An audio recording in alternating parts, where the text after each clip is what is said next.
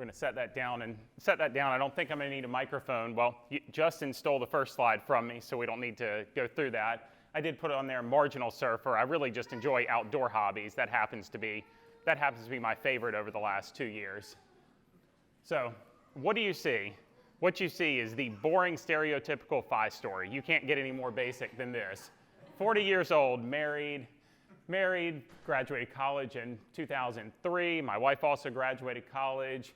We saved half or more for a decade and a half, and then at that point, we just had more money to where we had money to the point where we were going to run out of time way before we ever ran out of money. No real estate in my story, no investment real estate. I have lots of real estate losses, but not on investment real estate. No side hustles. The most life-changing article for me was Mr. Money Mustache's The Shockingly Simple Math of Early Retirement. Everybody, if you haven't seen it, you need to Google that article. I picked up on that in 2013. We were already frugal. That was the life-changing moment for me about I don't have to work until I'm 55 or 65. Mostly live off the 4% rule, and no chance I would be here if I did not marry a frugal spouse. I cannot make my wife spend money. That got me to FI, or got us to FI, way above everything else. More about what you see. This is what we talk about privileges or advantages. Number one, born in the developed world. Well, I am in the elite 10% of people that were born in the developed world. We just have opportunities to do things that others can't. In my job, I loan money to entrepreneurs. 30 to 50% of my clients were immigrants, first or second generation Americans. I've really learned an appreciation for that early on in my career. No apparent physical or mental handicaps. There are times when I'll get into an argument with my wife and it's questionable about mental handicaps. I'm Caucasian, I'm a dude. I graduated from an affluent high school. While there were money problems in my household, that made a big difference with the peers that I was around. Had a career in finance. Towards the end of that career, I made a really good income, married to a veterinarian, and we do not have kids. Here's the stuff that you don't see about the FI story. I definitely grew up in financial insecurity. It was not deep generational financial insecurity because actually both my grandparents were college graduates. I was the offspring of two 23-year-old parents who were knuckleheads with money for basically their entire life. There's a six-figure student loan repayment story. I have lots of compassion for everybody else who's been there and gone through that. For those who don't know, up until about 2018, veterinarians tended to graduate with 3 times the debt to their starting income. Lousy investing market for the first 6 years. I think we gloss over this for a lot of people in FI. We don't know what the market's going to do for the next decade after we've had a good 10-year run. But there was a point where in March of 2009, I had been investing money for upwards of 6 years, and it was worth less than I had put in. You know, it's really difficult to stay persistent on that when it's worth less than you put in. I remember asking an accountant, is there a way to write off permanent losses in a Roth IRA? I mean, I don't get a tax break putting it in here, and this stuff is worth way less than I ever put in. Mediocre pay for the first third of career. I did not get to a level to where I was making good money in finance by 2007 or 2008, and then the pendulum swung, and it became you were lucky to have a job. So I worked from 2003 until probably 2011 before you could get to what you would call significantly above average income. You know, some other good things happened in 2009 that helped at the bottom of it, but there was still insecurity in the job. And then people who talk about chronic health issues in FI, I can talk about that offline. So a couple financial independent beliefs, FI beliefs. So income. I believe anybody can get to FI on any income in this country, but higher income increases your margin of error. It absolutely increases your margin of error, no question about it. Focus on income when you have opportunity. Expenses. You know, I heard a lot about house hacking, bicycles. You know, this is out there all over the place in the FI space, but the big 3 expenses in life are food, housing, and transportation. Do something different with one of those 3. Focus on the big 3 because you know, people talk about all these little things you can do. Doing something different with the big 3 makes a huge impact in FI. A few beliefs continued. So this is a topic I'm really passionate about, and this is just around investing in FI. I'm going to go a little out of order because one of the big challenges I have as I talk and help people with FI is how much time do you spend on investments? And I see this mistake happen at both ends of the spectrum. I see the person with $50,000 spend 10, 20, 30, 100 hours trying to figure out how do I invest my money, how do I make it better, what do I do with investments? The problem is an additional 5% return on $50,000 is only $2,500. You have to work more, you have to focus on the income side. How you invest just is not that important at that stage. Invest in index funds and move on. Accept the market return, it's not enough money to matter. The second thing that I really struggle with is I'll coach and talk to people who have $2 million and they're 100% index funds or they're 100% whatever they got there with. I moderate the Fat Fire Forum. I'll see people up there, they have a 50% concentration in Tesla stock. They love Tesla, they drive a Tesla, and then they tell me I'm crazy when I say, well, the valuation on that stock based on typical metrics is $250, it's worth $1,100 now. That's horrible risk management. I don't care how much you love the car, you may be right that the stock keeps going up, but that doesn't mean it's good risk management. And I see that happen a lot, so I'll call it, it's okay to be a passive investor, just don't be a complacent investor. And this is one of my favorite charts that I've ever found, and it's called what I call the fear and greed feedback loop. This is human nature. This happens with investing in markets all the time, whether it's stock market, real estate market. You'll see this cycle happen in many markets where it could be precious metals. It was commodities in the 80s. This is human nature. This is what happens in all assets. And it starts with things are going great. It goes all the way up to euphoria. Then things start going bad. A little bit of anxiety goes in. You really get into denial. Denial is fun right now. And I think the denial phase that you're seeing right now is the realtors of Instagram. The realtors of Instagram are on there telling you how it's the greatest time ever to buy a house, even though the monthly cost of owning a house has doubled in the last 2 years. But it's the greatest time ever. That's a profession that's in the denial stage right now. Now, prices may not go down. There's chronic undersupply. There's all this stuff. But if you're a real estate agent, you're not going to be making the kind of money you made 2 years ago. They're in the denial phase. But then it goes into fear, panic, depression, capitulation, and despondency, depression, and that's likely a better time to be looking at asset classes. Look, think about buying a house. Buying a house or buying anything. You want to buy something where there's no other buyers. You do not want to be buying something when everybody wants to buy it. You did not want to be buying a car last year. You do not want to be buying a house in most markets right now. So, there are other things. There's some things that are investments, some things that are not investments. I mean, housing, I have the belief now, and I'll go through my mistakes. My belief on housing is you buy a house when you can afford it, it's right for you, and you can stay in there for a decade. That's when you buy a residence. Whatever the market is, one of the benefits of being FI or on the path to FI is you need it, that's the market, you go and pay it, you move on. And I may put that slide back if we go to Q&A and that comes up. More FI beliefs. I think real estate investment is perfect for people who are in jobs where either naturally or by choice they're going to cap their income. Because the biggest advantage to real estate investing is you get to convert active work into wealth that then at worst you pay long-term capital gains on. I mean, it is an incredible wealth-building tool, especially for those that can convert active work to I won't call it passive income, residual income, or income that you realize in capital gains. So, I mean, whether that means you buy something in your 20s and you're the person swinging the hammer on it, whether that means you're a buy and hold investor, whether you spend all your time just hunting deals and you outsource the work, whether you self-manage your property, there's all these little levers you can pull in real estate that converts active income into residual and tax-efficient income. And then I put up my friend Tom Petty here because waiting is, in fact, the hardest part when it comes to FI. And there are a lot of you in the room that, you're a couple years into your career, or mid-career, and you just got into FI, and you get so excited about it, you do all this stuff, you perfectly optimize, and you say, what's next? You say what's next because maybe your personality is, there's a goal that I take action, I must take action all the time, must take action, you must do it. Well, the challenge with the FI journey is a lot of this is patience. You can do everything right, but time matters. I remember getting to the end, and I was 2 or 3 years away. You run all the numbers, and it's like, there's nothing else I can do. This is just dependent on investment returns.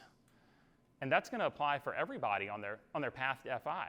So you have to balance what's my happiness today versus this goal in the future, especially once time becomes the limiting factor. Ooh, financial and career mistakes. I've got a laundry list of career mistakes because, especially in the second half, we were fortunate enough to have a high income, gave us a margin of error, and boy, did I use a lot of that margin of error. So, housing. What do we do? In 2007 in Atlanta, we went and bought a house. We needed a 5-bedroom house at 25 years old, I'll tell you. And we bought it with what was known as a 90-10-10 loan at the time. You got an 80% mortgage, 10% variable rate home equity line, put in 10% equity. Paid $250,000 for the house. 18 months later, the house was worth $170,000. And it was worth $170,000 after you wait about 9 months to sell it. So we had an albatross around us. We had a house that was locking us into a geographic area. We couldn't move if we wanted to. You know, and I also had the uncomfortable part where other people would do something called a strategic default. My loan was with my employer. That probably would not have been looked on. That would not have been looked on fondly if they knew, hey, we're paying you this. Why are you defaulting on your loan? So don't get a loan from your employer is another good lesson. If you're going to buy a house when things are high. But unfortunately, because of that, we had that house for 7 years, put another $40,000 or $50,000 into it in deferred maintenance. So we're at $300 as a cost basis. I think we sold it for $220,000. So that's really painful to lose, especially in a time period where we're not making a bunch of money. And I think the last couple years there, the salaries have picked up, but it was not an incredible amount of money, and that was a big loss to our balance sheet. So take a move, try to do everything right, pick the location, get an incredible piece of dirt with a really crummy house on it. It gives us 10 months of headaches, and then I get another opportunity to move. My next mistake is I don't keep that as a rental and I sell it because I'm sick of the headaches. Then we move to Texas from there. Again, we rent for a little while, find the perfect piece of dirt, little house on it, do everything right, buy a house, but I buy it at like end of 15 when we were at not quite a bear market, so I'm selling stuff at 20% down, put a down payment in, and own that from 2016 to 2019, which happened to be a lull in the market, lost money again. The most painful part, so we decide we finally pick where we live, going to move, do all this research, pick an area that we think we like, all the trends look right, we get there, don't buy a house. Don't buy a house in my current spot because I am nice and scarred up. You know, we have the money to go pay cash for something small, you know, get close on a couple, but not really excited about it. Then the pandemic hits. Hey, look, I'm suddenly worth 30% less than I was, and houses are accelerating in value. So when I look back today, you know, the combination of not keeping the last 2 houses as a rental and not buying in the current place we moved, all from those original scars, that it's now a 7-figure mistake. You know, that hurts. Profession, I can talk to a lot of people who brought up professional identity and parting with that. I let ego get in the way in my last couple career moves. You know, I was making plenty, had a good quality of life, but had this drive, I can do more, I need to prove my value, I need to get this title, I need to do this. And really, my last 2 moves, while they paid, they were not the optimal financial decision to make at the time. And, you know, and then it's I probably worked too long, I struggled to separate from my professional identity. Yeah, there's just lots of stuff where I think ego got in the way of professional decisions. And being able to part with that identity is just important. Put up investing. A couple of big investing mistakes. One is a number I call financial runway. Scott Trench with Bigger Pockets probably coined this term in his book, Set for Life. Financial runway is important. The FI space will tell you about optimize this, here's the tax efficiency of using this account, here's the tax efficiency of using this account, and lo and behold, you can put so much stuff in tax deferred savings, investments, you have no cash. And there were a lot of opportunity costs because of not having liquid funds. You know, so when I talk to people who are newer in the FI space, my advice is once you start investing, you take care of the easy stuff like an employer match, an HSA match, focus on getting $100,000 saved and invested outside of retirement accounts. That is significant life flexibility. That's the flexibility that if you get a horrible boss and the job market's not right, you say, fine, I quit, and you go do something else. It gives you the freedom to experiment. The three biggest investment mistakes in the public market are individual stock picking, timing the market, and chasing mutual fund managers, and yet they're so attractive, everybody at some point in their investing career makes those three mistakes. So just remember that. Everybody will, time the market, individual stock picking, and active mutual fund managers. All three of those historically underperform. And then, did I work too long? For lots of reasons, I definitely worked too long. I moderate our Fat Fire forums. I'm Fat Fire by mistake. Good problem to have, but it is by mistake. I gave up, every additional year you work, you're likely giving up the healthiest year of your life and you're exchanging your time to somebody else.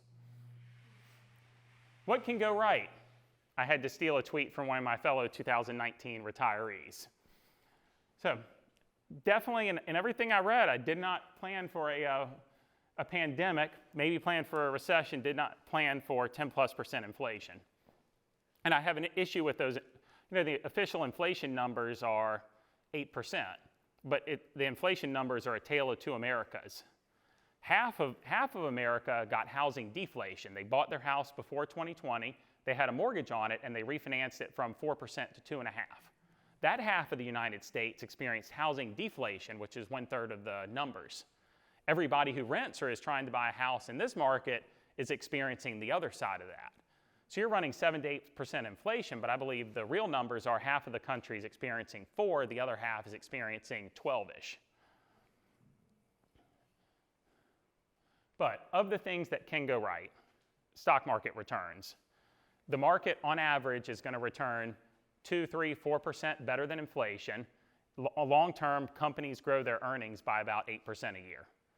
And over time, that 8% will grow into stock prices at 8%. But your rule is you invest on a 4% withdrawal rate. So when you get into retirement, it's more than likely you're going to have better market returns. Is there bridge income? The people who get here develop skills that are useful. You maybe feel productive. There is bridge income that comes in. I have various little, we get into is it financial independence, retire early? Is it financial independence, recreational employment? It's both for me, depending on the day. But it's my choice. Control of expenses. When you're not working, there's less convenience expenses. You get to control there's just more control on what you spend money on. So I think a lot of people overshoot their expense budget.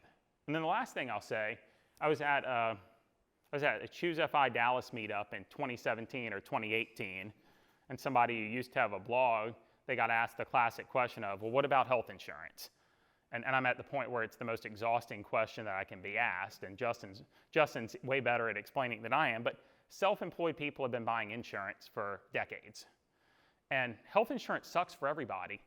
I'm not sure if I'm not sure anybody says, I just love my employer plan. My employer plan is usually the less of a whole bunch of really bad options.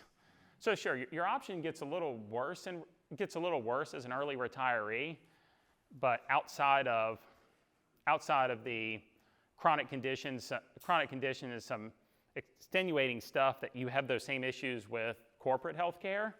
It's manageable. So it's manageable, and most of it is solved with money and budgeting. Final thoughts. Fire in the 18-month rule.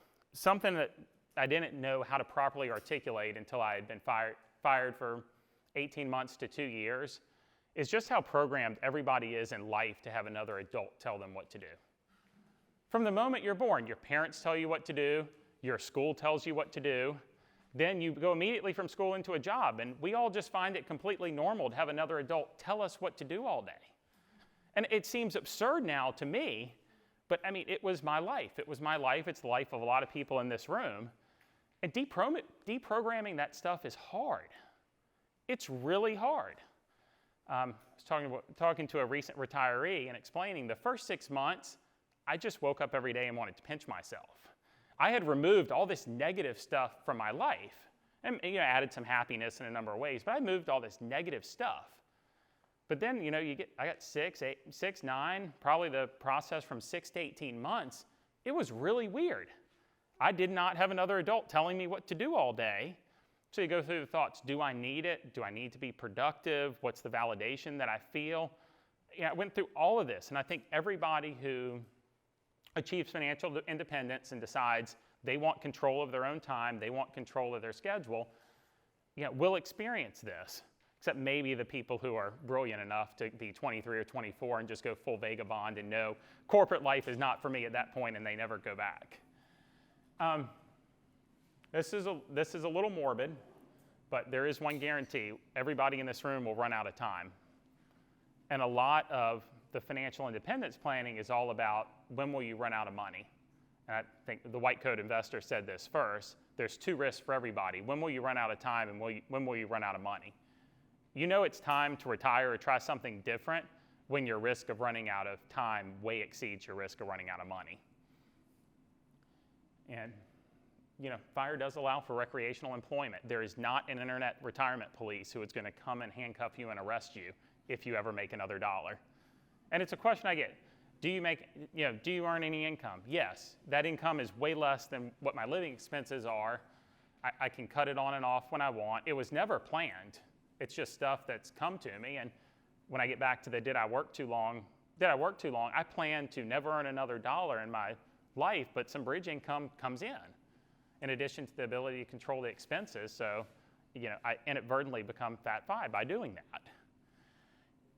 It's an interesting journey, but I tell everybody, do not plan to never earn another dollar. There are things that you're passionate about that after a year or two will create some income. And if you make $500, $1,000 a month, even $5,000 a year, it blows away all these spreadsheets you can put together because it lowers your target need. A couple recommended resources. I love everything that's free out there in the FIRE space. Whether it's blogs, social media, meetups, group chats, EM, you find people with relatable stories to you that are a couple years further. That helped me tremendously. I was a big follower of Mr. Money Mustache and a few other people now that are 45 to 50 that really helped me get to where I want. With that, all the different ways you can get in touch with me. I love talking about personal finance. I say I don't charge anybody for advice, but you get what you pay for in speed of response. So blog, which I've written on a total of once this year. I'm a little more active on Twitter if you like an inflaming comment or two. With that, I'm gonna stop talking and start opening this up for questions. Give me a graph.